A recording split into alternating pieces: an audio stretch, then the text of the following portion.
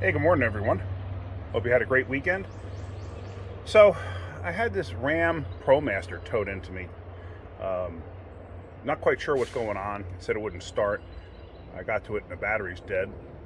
But I could tell that somebody had tried jump starting it, so I'm not quite sure what I'm going to find here. But what I did see, and you got to wonder why people do certain things. I did see something that kind of has me concerned. Let me show you what I found. So here's the van right here. Just a typical Ram ProMaster. So, to jump start it, the battery's actually inside between the two front seats on the floor. I'm actually here. It's located underneath these panels. It's inside here. So you got to take this panel out to get to it. Oh, wait, it's already loose. There it is. That's a big bugger battery too.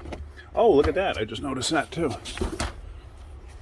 Look at how we fix the battery terminal. We put wood screws in there to hold it in place. So that's a good connection when it's like that with wood screws. That always helps. So what I did see was this. So I go out here, and here's the jump start points. You have positive there, that's negative there. Now there's your fuse box. Check this out. I don't know what that fuse is for. The cover doesn't tell you what that fuse is for. But yeah, that's somebody shorted it out. Apparently, if the fuse keeps blowing, that's not the right repair. Find out why the fuse is blowing. You could smoke a wiring harness. You could fry a computer.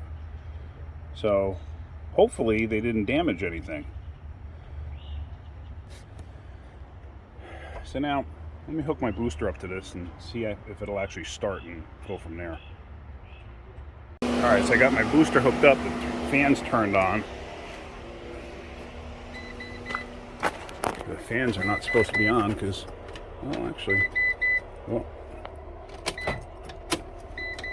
key won't come out. So who knows what's going on there. And I got nothing. The lights aren't actually flashing like what you're seeing there. They're on steady.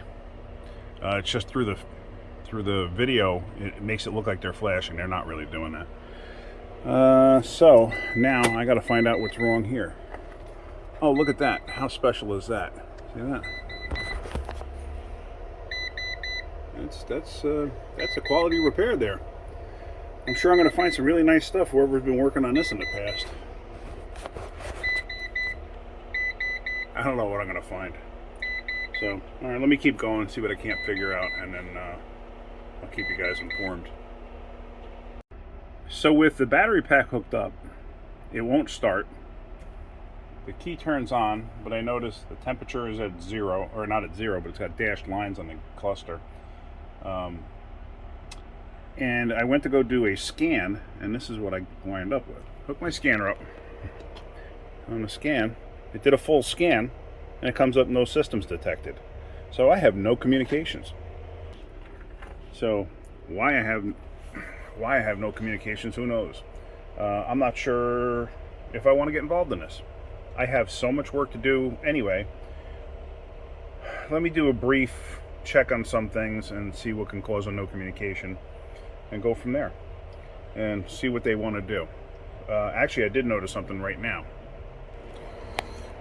On my scanner, this little light, oh, there we go. Look at that. Oh, maybe it's just me having a bad connection. Oh, that's possible.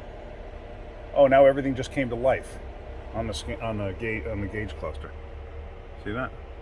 Like I said, don't worry about the flashing lights. That's actually not happening. It's just the way the thing is videoing.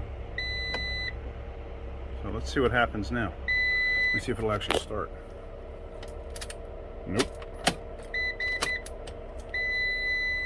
Let me try doing a scan again, see what happens. So that was my bad. Okay, I make mistakes too. Let me do a code scan. Do a pre-scan. Go through.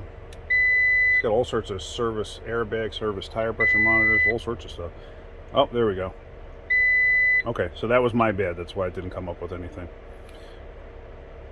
So, but Bus signal failure, message failure, missing message.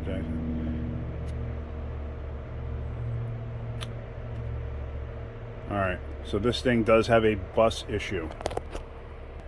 And for those of you who don't know, the bus is the communications line network that all the modules communicate with, and then to the scanner itself.